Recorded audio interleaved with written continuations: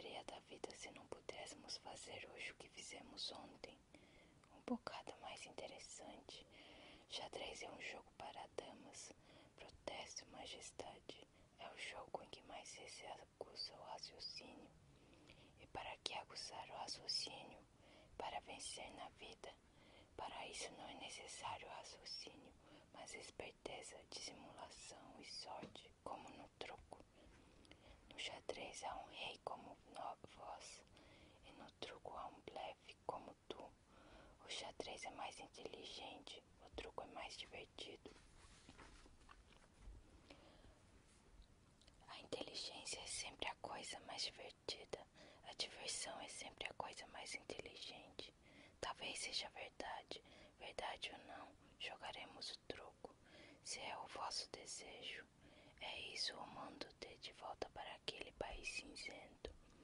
Sentaram-se, o próprio rei embaralhou as cartas e chamou 2 ajudantes para formar as duplas.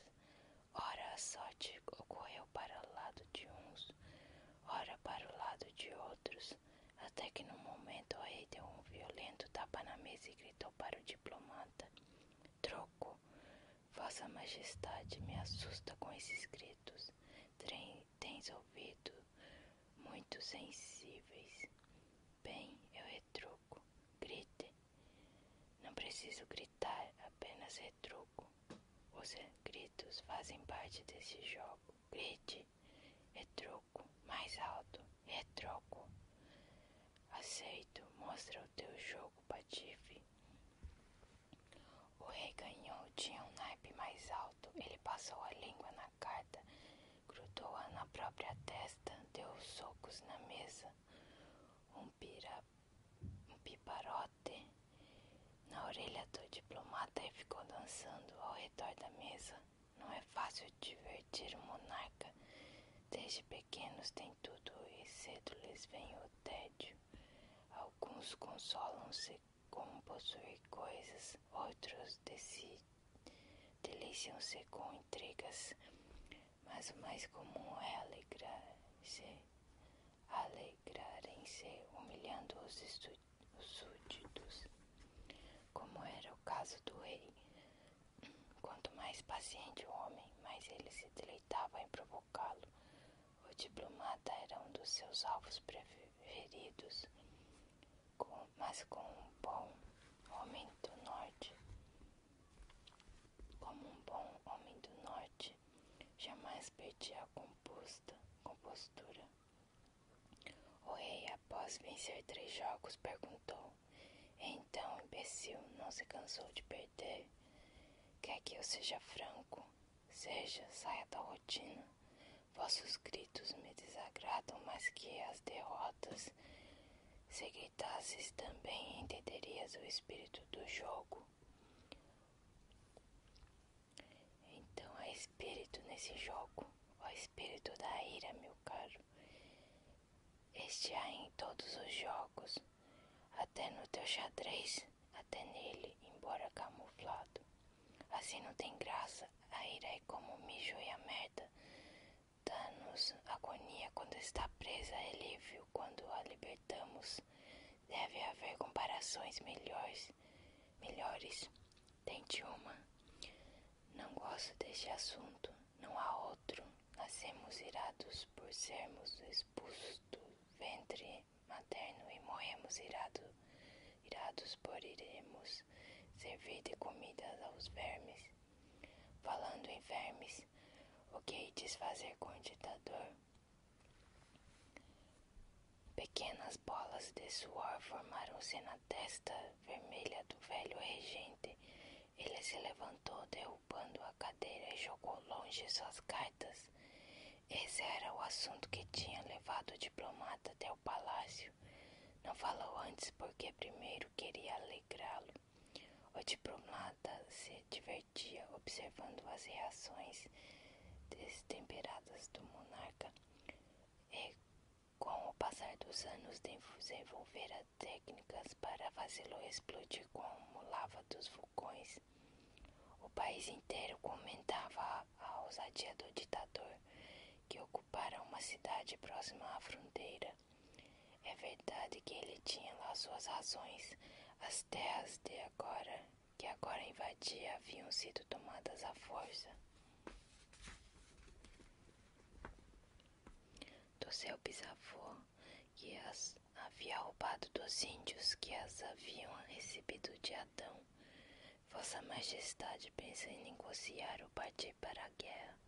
O bom senso diz que uma cidade no fim do mundo não vale o esforço de mobilizar as tropas. E sempre se pode pedir a arbitragem internacional. Mas a situação política, as eleições se resolvem tudo com papéis. Os deputados de oposição vão dizer que fui covarde e podem ganhar a Câmara Baixa. Sendo assim, é a guerra certa. Mas não temos navios o bastante. Nossos canhões são velhos e nossas baionetas estão enferrujadas. Então terão que comprar armas. Sim, do meu país não há outro melhor que neste assunto. Vender-vos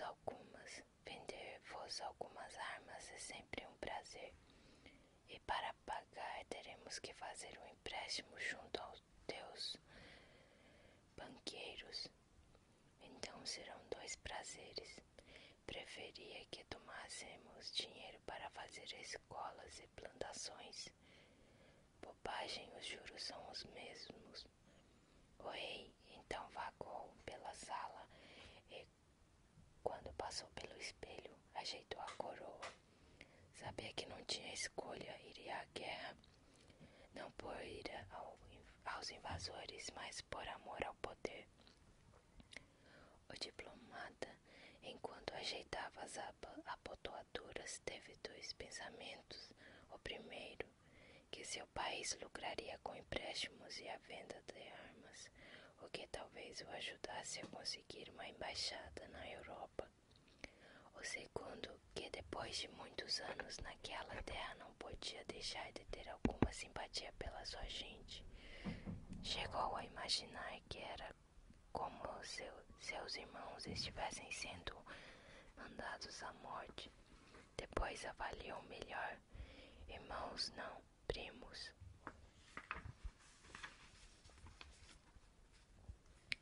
O general. No dia seguinte, o rei chamou o general à sua sala. Como se tratava de entrevista real, este teve que colocar todas as suas condecorações, ou seja, a comenda das 4 estrelas, o hábito da cruz, o anel dos dragões, a faixa de São Sebastião, a insígnia dos destemidos, o espantim prateado, o sinete azul, o laço tricolor, o colar dos 7 grifos, o broche dos cavaleiros reais e a medalha da honra imperial. Como aquilo era muito incômodo de vestir, ele só aparecia completamente paramentado em raras ocasiões, mesmo assim evitando ao máximo os percursos a pé, porque os meninos riam do barulho que fazia o andar e o chamavam de General Chocalho. Logo que ouviu as palavras do rei, o general considerou tudo uma grandíssima estupidez. Por que não fazemos um cerco apenas com as divisões do oeste? Aquele pequeno país não querera invadir os nossos, 10 vezes maior e 20 vezes mais poderoso.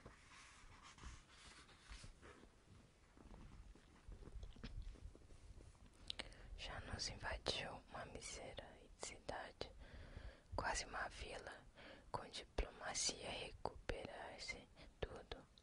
Palavras se respondem com palavras, fogo com fogo. Pense nos custos dessa marcha para o tesouro. O tesouro de um povo é uma honra. Nem sempre a honra é paga com sangue.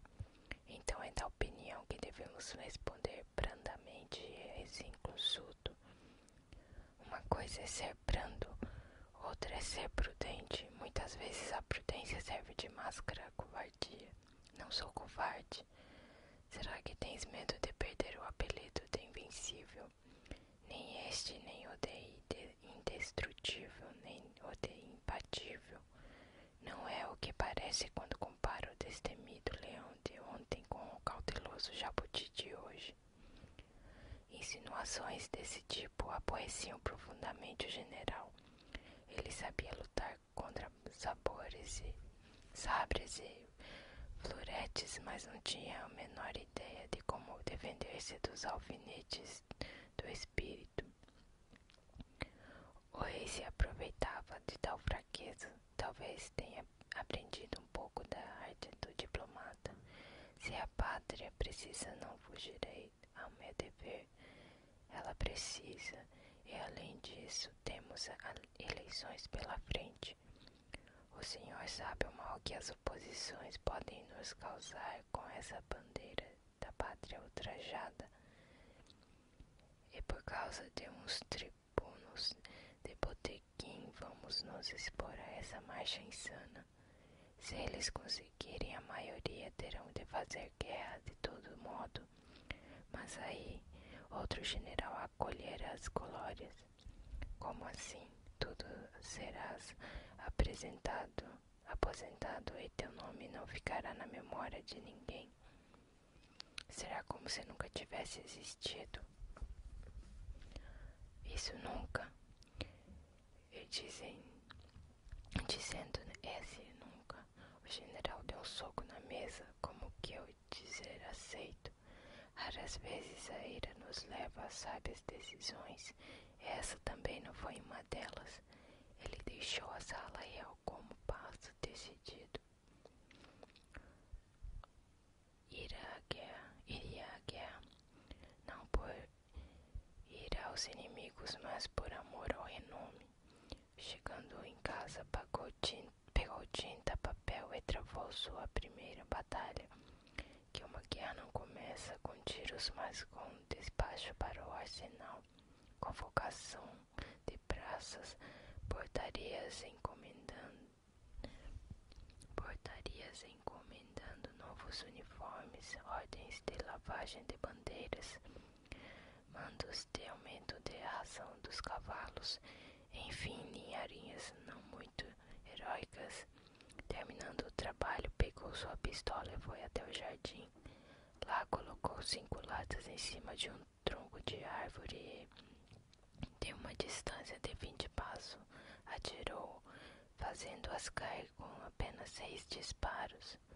Não praticava há anos, mas ainda tinha a pontaria que levou à sepultura centenas de inimigos e um amigo que fez versos para sua esposa.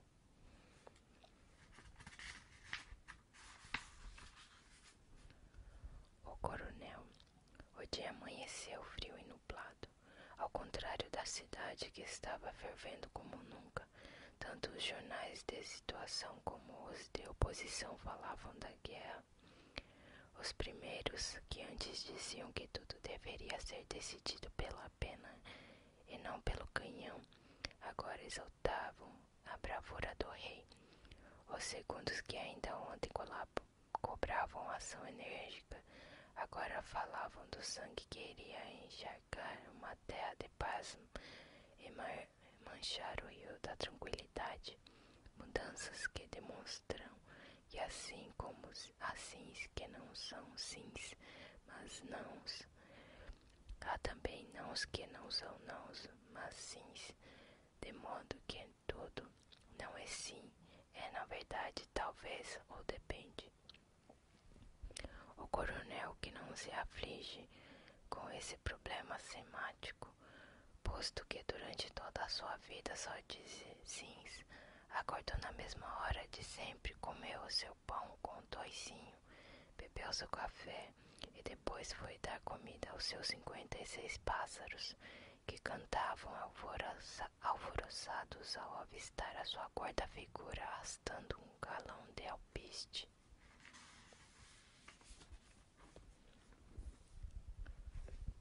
Eram 12 canários alaranjados, 5 periquitos amarelos, 11 sanhaços verdes, 9 cardeais de crista vermelha, 7 azulões, 4 papagaios brancos e 8 jarites roxos. Era um especialista em plumagens. Tinha muitos livros, nem sempre boa. Especialista em... Tinha muitos livros, nem sempre boa literatura, mas todos de capa dura. Não sabia atirar, mas tinha uma bela sala de armas. Não jogava bilhar, mas possuía a melhor mesa da cidade. Seu uniforme estava sempre impecável e sua carruagem era mais bem arrumada da corte. Era pontual, hábil nas questões de protocolo, e seus relatórios eram sempre escritos com boa letra, apesar de um ou outro erro de ortografia. Por conta de tais qualidades chegou a coronel. Porém, isso não lhe bastava. Queria uma nova divisa em seu ombro, e logo que soube que da guerra animou-se, antevendo que no retorno bem poderia ser elevado a general, e se o próprio general tombasse no campo de batalha, não era impossível que chegasse a ministro das armas. Não iria à guerra por ira ao país vizinho, mas por cobiça de títulos. À noite vestiu sua melhor roupa e foi ao grande baile, onde estava presente toda a boa gente da corte, que é dizer, todos os que não precisam trabalhar. Não há um baile comum, mas uma despedida. Não era um baile comum, mas uma despedida de heróis. Por isso, as mulheres, numa suprema prova de nacionalismo, usaram vestidos com as cores da bandeira. É verdade que muitas lamentaram secretamente não poder usar os tons da moda, mas enfim, a guerra pede sacrifícios. Já os homens civis, a quem não fica bem usar cores berrantes, davam seu apoio aos chefes militares, tecendo elogios como: és um homem de coragem, ou morro de inveja dessa tua vida, ou voltarás cheios de medalha. Mas como o que se diz nem sempre é o que se pensa, a melhor tradução dessas frases seria: és um homem tolo, pois nesse emprego ganha mal e ainda podes levar um balaço. Ou: que bom que vais lutar por mim, que ficarei seguro em minha cadeira de balanço. Ou: voltarás coxo ou maneta, isso se voltares. O coronel, experiente nas burocracias dos papéis, mas também nas do verbo, traduzia bem os elogios que recebia e não lhes dava muita importância. Amante da conversação alegre das mulheres, naquela noite falou sobre vestidos com a esposa do embaixador, sobre sapatos com a sobrinha do prefeito, sobre temperos com a tia de um deputado, sobre bordados com a mãe de um juiz e sobre as últimas infidelidades com a rainha. Só lamentou que na festa não tivesse a condessa, tido como uma das mais bem informadas senhoras da corte, mas que, como explicou seu marido, não pôde vir por causa de uma indigestão.